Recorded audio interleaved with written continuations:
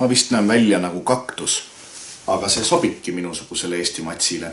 Kas me oleme vaadanud ringi enda ümber ja mõelnud, et kes on loomingulised inimesed meie ümber ja milles nende looming seisneb või kas me hindame seda piisavalt? Sest loomingulised inimesed on nagu üsna olulised. Ka Eesti Vabariik on sündinud tänu loomingulistele inimestele. Loomingulised inimesed on need, kes esitavad küsimusi, kes astuvad vastu sellele, millele on mõtet vastu astuda ja teevad asju, mida teised peavad võimatuks. Võimatuid asju ei ole. Võimatud asjad on võimatud ainult nii kaua, kuni keegi need ära teeb. Ja sellised inimesed on viinud ka Eesti Vabariigi sünnini. Aga on ka teisi loomingulisi inimesi meie igapäevases elus.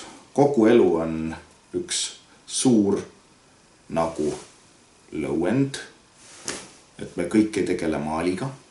Mõned inimesed on koristajad, mõned on politseinikud ja arstid, õed, kiirabi, tuletõrjuja, turvamees, ehitaja ja nii edasi ja nii edasi. Meil kõigil on koht ja meil kõigil on oma loominguline väljund. Isegi meelelahutajad, näitlejad.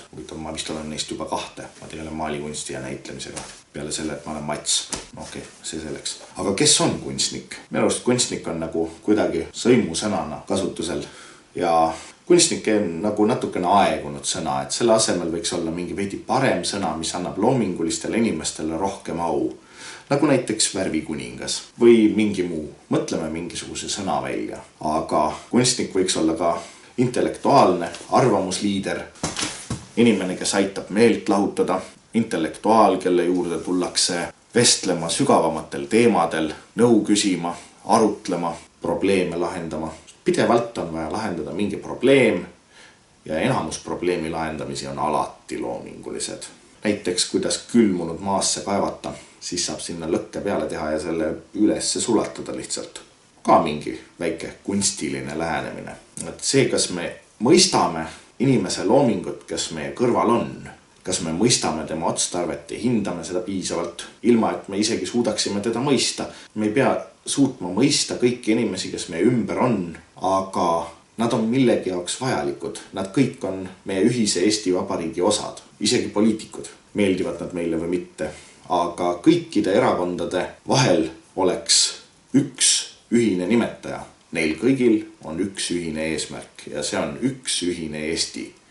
Nii et kõik erakonnad võiksid ka liituda ja lõpetada üksteisega mõttetu kaklemise ja jagelemise ning keskenduda millelegi suuremale. Sest igal juhul on olemas suurem pilt.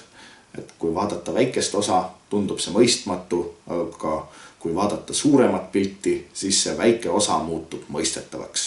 Loomingulisuse hindamine võib olla päris keerukas kohati, aga see on suurema pildi mingisugune osa. Aga kunstniku puhul näiteks on asjad keerulisemad. Kes on parim kunstnik või mille järgi headust üldse mõõta? Kas selle järgi, kui populaarne ta on, kui tuntud ta on, kas ta on ka meelelahutaja või intellektuaal? Aga palju asju on, mille üle saab mõelda, mõtiskleda ja vaadata ja hinnata ja olla tänulik enda ümbritseva eest, olla tänulik loominguliste inimeste eest, kuna tänu loomingulistele inimestele eksisteerib ka meie kõigi ühine Eesti Vabariik. Ja seega siit Värviviikingi galeriist ma soovin teile kõigile head vabariigi aastapäeva.